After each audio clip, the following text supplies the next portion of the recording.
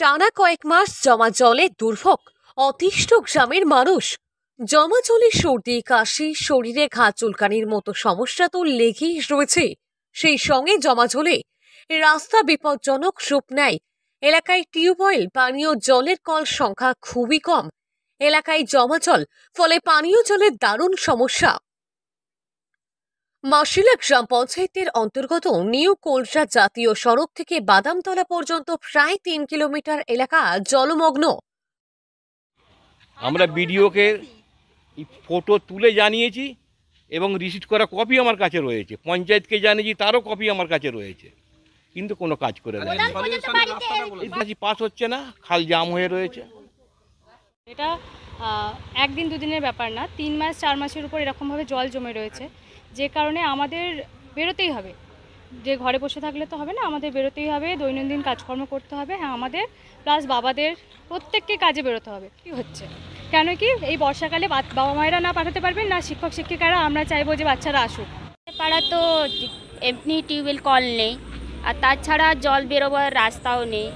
আর পোস্টে যেগুলো আছে, পোস্টে তো জল দামানো আছে, নিচে আর্থিংটার জন্য বেশিরভাগ কানেকশানটা লোড হয়, অফ হয়। পানীয় জলের তো সমস্যা আছে, কেন যে কাঁধে বয়ে নিয়ে যেতে। সমস্যাটা এটা আজকের একদিনের সমস্যা নয়, এটা হচ্ছে একটা দীর্ঘদিনের সমস্যা। এটা আমার ছোট একটা স্কুল আছে, শ্রীরামকৃষ্ণ বিদ্যাপীঠ। আমি আজকে 1 সপ্তাহ ধরে স্কুল ছুটি দিয়ে দিয়েছি। তার কারণ হচ্ছে এই এত জলে কয়েকদিন আগে একজন গার্জেন তার বাচ্চা নিয়ে পড়ে যাওয়ার কারণে সেটা নিয়ে স্কুলে রীতিমতো আমাদের হইচই হয়, যার কারণে আমি স্কুলটাকে 1 সপ্তাহের জন্য পোস্টপোন করতে বাধ্য হয়েছি। এই সমস্যাটা তো মেনলি দুটো জায়গায় দাঁড়িয়ে আছে। 1 নম্বর হচ্ছে রাস্তাঘাট সংক্রান্ত সমস্যা, আর 2য় নম্বর হচ্ছে জল নিকাশি সংক্রান্ত সমস্যা। হ্যাঁ, অনেক গাড়ি ফেসে যাচ্ছে, গাড়ি আটকে যাচ্ছে, মানে বহুত যত আছে রাস্তা বসে যাচ্ছে। হ্যাঁ, পাল্টি কামা বসে যাচ্ছে, আটকে গেছে কবার। প্রবলেম বেশি, একটা খাবার জল তো নেই। হ্যাঁ, কারেন্ট আছে তো কারেন্টে ইয়ে নেই, আলো নেই, এইসব ব্যাপার। টিউবওয়েল নেই, একদমই নেই ওটা। মাসিলা গ্রাম পঞ্চায়েতের অন্তর্গত শিশু উদ্যান, দক্ষিণ জোলা, তেঁতুলতলা সহ বিভিন্ন এলাকার জলমগ্ন। জল জমে দারুণ সমস্যায় দক্ষিণ জোলা এলাকার মানুষ। সর্বোচ্চ প্রায় 1 হাঁটু সমান জল, মানুষের বাড়িতে জমে থাকছে জল। অন্যদিকে জলের তলায় টিউবওয়েল। বর্ষা ভরি এই জল যন্ত্রণা ভোগ করতে হয় আমাদের। আমরা এখানে স্থায়ী বাসিন্দা, হ্যাঁ, আলমপুর মাসিলা অঞ্চলে স্থায়ী বাসিন্দা হিসেবে বলছি।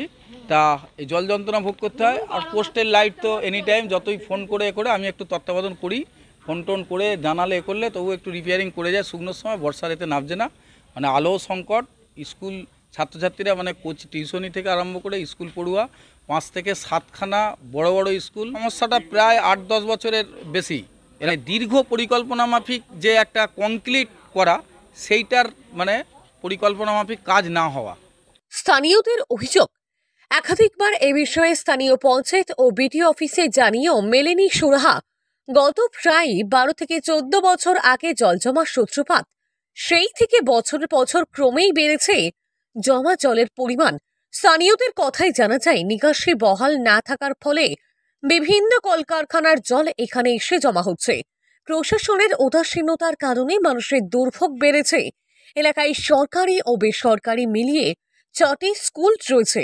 জমা জলের কারণে রামকৃষ্ণ বিদ্যালয়ে ইতিমধ্যেই সপ্তাহব্যাপী ছুটি ঘোষণা করা হয়েছে। মাসিলা, নিউ কুড়োলা, বাদামতলা, নিউ কুড়োলা থেকে বাদামতলা পর্যন্ত এই রাস্তাটা শালবল্লা পাইলিংয়ের কাজটা হয়েছে। তার মাঝে পিএইচি জলের লাইনের কাজটা হয়েছে, তার উপরে বর্ষা, রাস্তাটা সত্যি অবস্থা খারাপ হয়েছে।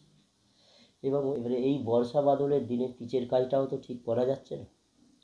জেলা পরিষদ, পিডব্লিউডি, পিএইচই এবং পিএইচির ইঞ্জিনিয়ার এবং মাসিলা পঞ্চায়েত, আমরা যৌথ ওখানে একটা সার্ভে করে খুব শীঘ্রই কাজ শুরু হয়ে যাবে।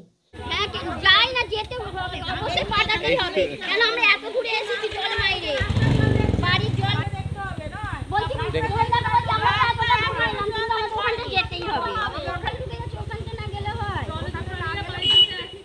এসে একটা এদের মধ্যে অনেকেই নিচে লেখাপড়ার খরচ জোগাতে প্রাইভেট টিউশন করে থাকে। কোনো কারণে টিউশন বন্ধ হলে অর্থনৈতিক সমস্যা দারুণভাবে দেখা দেয়। হাওড়া থেকে রাকেশ মাইতির রিপোর্ট, লোকাল 18 বাংলা।